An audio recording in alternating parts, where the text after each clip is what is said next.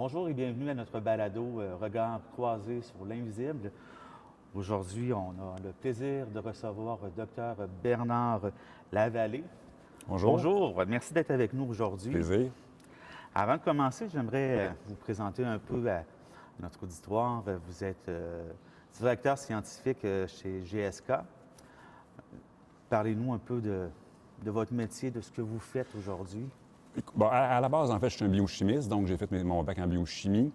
Par la suite, j'ai fait un doctorat plus en biologie moléculaire, biochimie des protéines, donc un petit peu d'immunologie, puis un peu, toute biologie cellulaire, tout ça. Là, vous nous perdez un peu, là. En fait, comprendre un peu comment les cellules fonctionnent, comprendre un peu l'immunité, la base de tout ça. Par la suite, j'ai travaillé 5 ans dans une petite biotech où on voulait développer des médicaments, soit pour prévenir le cancer, soit pour guérir le cancer, maladies aussi style arthrite, et aussi là, des antirides, donc un petit peu du cosmétique. Donc, j'ai fait ça 5 ans. Ça m'a permis d'apprendre aussi beaucoup de choses côté réglementaire, puis aussi comment fonctionne l'industrie pharmaceutique là, à la base, là, dans les premières phases de développement. Donc, dès le début de votre carrière, il y avait un désir de vouloir trouver un remède ou une molécule pour aider sur des maladies dégénératives en quelque sorte. Oui, tout à fait. Puis de comprendre le mécanisme réglementaire. Comprendre le mécanisme, puis aussi un petit peu idéaliste de vraiment vouloir peut-être faire une petite différence pour la santé humaine, là, de façon, puis je ne dis pas ça de façon péjorative ou quoi que ce soit, me prendre de façon non plus prétentieuse, mais je pensais pouvoir peut-être contribuer pour faire une petite différence. Donc, par la suite, je suis allé vraiment, là, j'ai fait le transfert vers une compagnie pharmaceutique, donc qui à ce moment-là était un petit peu plus petit, là, donc qui a été acheté par la suite par la multinationale. Donc, j'ai eu plusieurs rôles dans cette compagnie-là. Puis évidemment, aujourd'hui, je ne parle pas en nom de la compagnie, je parle vraiment en mon nom. Donc, mais j'ai commencé côté contrôle qualité, donc vérifier que les vaccins respectent les normes, donc respectent les critères qualité pour protéger le public puis pour être efficace. Donc, par la suite, j'ai fait aussi quelques années au développement, donc des nouveaux vaccins potentiels, donc quelques années là-dessus. Et par la suite, depuis presque 10 ans maintenant, en fait, on appelle ça, c'est pas tout à fait directeur scientifique, mais je m'occupe vraiment là, du produit qu'on fait là, dans l'usine, qui est un produit là, qui prévient la grippe. J'ai aussi la chance là, de contribuer aussi au niveau mondial, donc d'être aux rencontres de l'OMS pour vérifier l'épidémiologie, quelles souches circulent, qu'est-ce qui se passe, comment on peut effectivement là, soit améliorer le vaccin puis le rendre plus pertinent. Donc, j'ai cette chance-là donc, de vraiment voir côté là, à l'international qu'est-ce qui se passe, puis comment aussi on surveille puis on s'occupe là, de la santé mondiale. En travaillant sur votre biographie, je voyais aussi que vous étiez un conférencier invité souvent à l'Université Laval, au département de la pharmacie. J'ai la chance, effectivement, de donner grosso modo là, 1 ou 2 cours par année. Donc, à chaque année, je donne un cours qui couvre les vaccins au complet. Donc, c'est quoi un vaccin, les types de vaccins, comment ça fonctionne, c'est quoi la valeur ajoutée des vaccins, comment aussi on les fabrique, parce qu'effectivement, on pense que fabriquer un vaccin, c'est simple, mais c'est toute une histoire. Parce qu'évidemment, quand on vaccine, la plupart du temps, qu'est-ce qu'on fait? C'est qu'on va injecter un produit à des gens qui sont en santé. Donc, on ne veut surtout pas empirer leur santé. Donc, c'est pour ça qu'effectivement, c'est un processus qui est extrêmement compliqué, extrêmement réglementé. Donc, puis ça fait aussi découvrir aux étudiants qui ne connaissent pas ça. C'est quoi la réalité? Pourquoi les usines sont si grosses? Pourquoi les coûts aussi peuvent sembler aussi colossaux? On va profiter de votre expertise pour vous parler des vaccins un peu plus tard dans notre entrevue. J'aimerais peut-être commencer, avant de parler du vaccin. Pour avoir un vaccin, il faut avoir un virus au début. C'est quoi un virus? Un virus, on pourrait parler de virus pendant des heures et des heures, même des jours et des jours. Un virus, la particularité numéro 1, c'est que c'est un organisme qui n'est pas autonome. Donc, c'est un parasite. Donc, pour pouvoir se multiplier, donc se répliquer, il doit avoir une cellule. Donc, il doit infecter soit un humain, ça peut être une plante, ça peut être une bactérie qui va vraiment profiter de sa machinerie cellulaire pour vraiment se multiplier. Donc, un virus en tant que tel, s'il n'y a pas d'organisme vivant à infecter, ne pourra pas se répliquer, se multiplier. Donc, ça, c'est la caractéristique principale. Okay. Là, dans l'air, il n'y a rien de vivant là, sur le tapis. Donc, c'est sûr qu'un virus ne pourrait pas proliférer sur le tapis. Je mets une plante. Tout à fait. Ça donne bien, on en a une. Ben oui. Je mets une plante. C'est un organisme vivant. Oui, il y a des virus de plantes. Alors, le virus, il rentre dedans, c'est ça? Le virus va infecter une cellule de la plante. Il va bousiller ses mécanismes cellulaires pour pouvoir se multiplier, puis idéalement aussi, il va pouvoir sortir de la plante, soit tomber pour infecter d'autres plantes, parce que le virus, effectivement, il veut continuer à survivre. C'est de facto là, un petit peu sa mission. Donc, il va vraiment aller parasiter notre plante pour pouvoir répandre sa bonne nouvelle.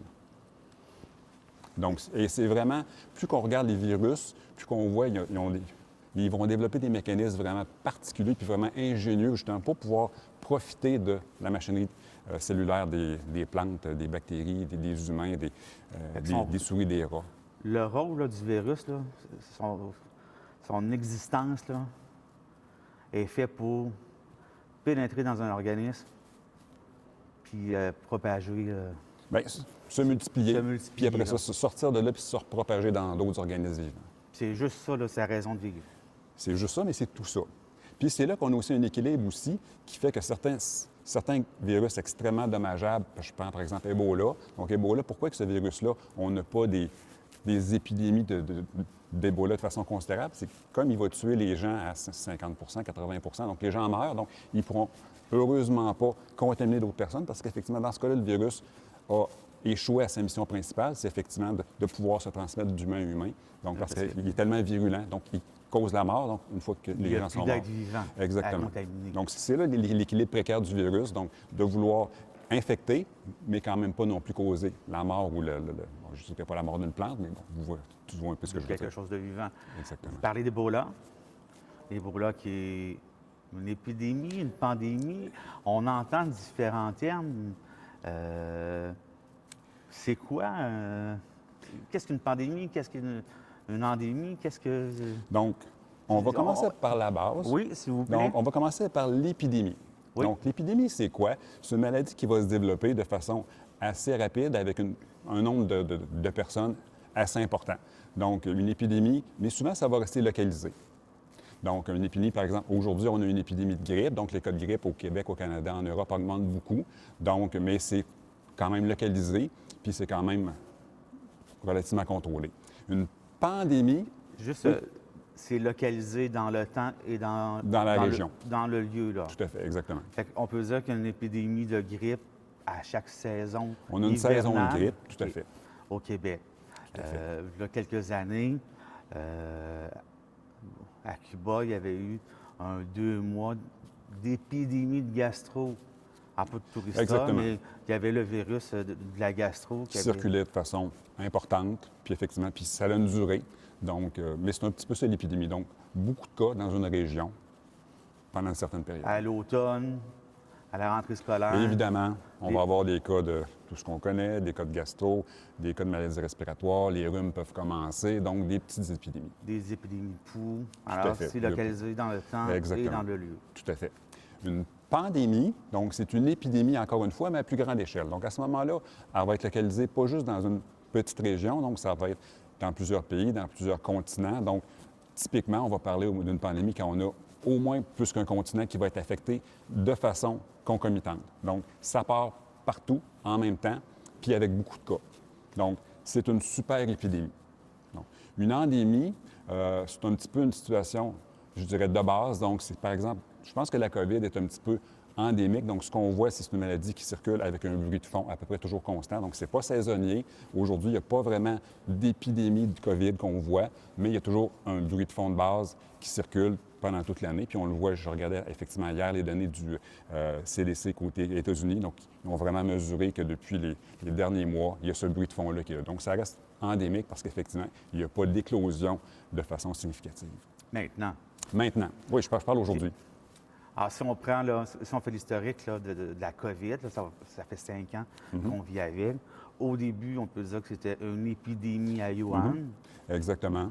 Ah. Après ça, de par, bon, les voyageurs, les vols d'avion, les transports, les gens qui vont à gauche, à droite, ce virus-là s'est disséminé partout. Puis effectivement, puis son taux d'infectivité était quand même important. Donc, c'est ce qui a créé vraiment une pandémie. Et là, c'est devenu une endémie. C'est Effectivement, rendu pour plusieurs raisons. stabilisé un peu Tout à fait. dans le temps, dans les lieux. Exactement. Pourquoi? Bien, écoutez, on a tellement vacciné. On a des gens aussi qui ont développé aussi, bien, évidemment, qui ont été infectés, donc qui ont aussi développé une réponse immunitaire de base. Donc, on est maintenant habitué, entre guillemets, à ce virus-là, donc qui est un petit peu genre le rhume, donc quelque chose qui circule normalement dans la population, qui cause des dommages relativement modérés, mais on en est là. On a parlé un peu d'épidémies qu'on connaît, là, la gastro, les grippes saisonnières, les rhumes, le streptocoque, des choses comme ça. Quelle autre pandémie qu'on a pu connaître de notre vivant?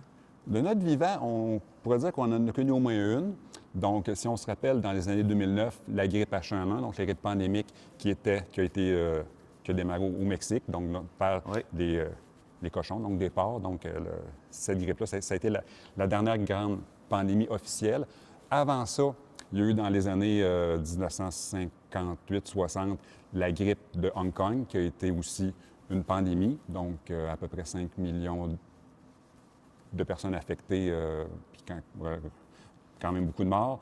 Avant ça, on a eu aussi la grippe asiatique dans la fin des années, début des années 50, tout ça. La plus importante qu'on se rappelle, parce qu'on a fêté les 100 ans il n'y a pas longtemps, c'était la fameuse grippe espagnole, donc qui a causé quand même là, des dizaines de millions de morts pendant la Première Guerre mondiale. Donc ça, c'est une des grandes pandémies classiques. Si on recule encore dans le temps, il y en a eu d'autres, donc d'autres aussi pandémies de grippe, donc dans les années 1500, qu'on est capable de répertorier dans l'histoire. Mais les grandes autres pandémies qu'on a vues, c'était surtout au Moyen Âge. Si on se rappelle les cas de peste, donc Oui. beaucoup de pandémies de peste. On a aussi la variole qui a frappé de façon incroyable, qui était extrêmement virulent. Donc, c'est surtout ça.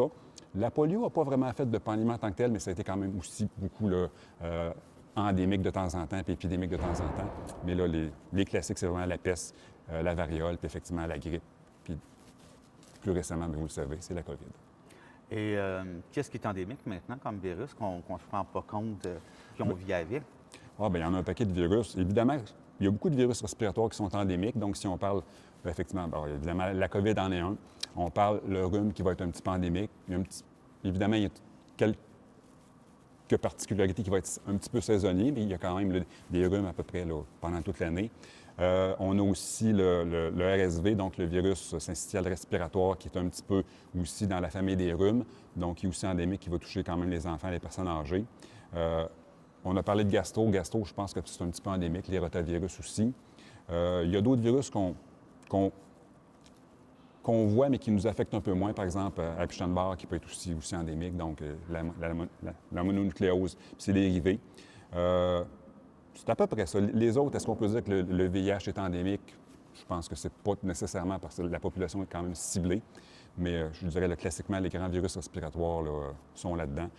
Cytomegalovirus aussi pourrait l'être, mais je dirais, là, c'est beaucoup plus les respiratoires là, qui sont vraiment des bruits de base. Donc, contact humain. Des virus aussi qui se transmettent de façon très, très, très efficace. Et il y a des virus qu'on est immunisés avec les vaccins, puis, Oui, tout à fait. qui ont disparu parce que... Qui ont disparu. Le plus bel exemple, c'est la variole. Donc, la variole, on a décidé qu'on éliminerait ce virus-là de la planète Terre. Donc, ça a été des campagnes de vaccination mondiales extrêmement efficaces. Donc, au bout de quelques dizaines d'années, ce virus-là a été carrément éradiqué. Donc, il n'y a plus personne que la variole. Les seuls échantillons qui restent, c'est dans des laboratoires hyper sécurisés, mais le virus d'humain-humain n'existe plus. Il n'y a pas quelques cas qui ressortent dans l'actualité? Non, à moins que quelqu'un ait la mauvaise idée d'aller voler la fiole qui est dans un laboratoire hyper sécurisé puis d'infecter des gens, il n'y a pas de cas humain. Donc, OK. zéro.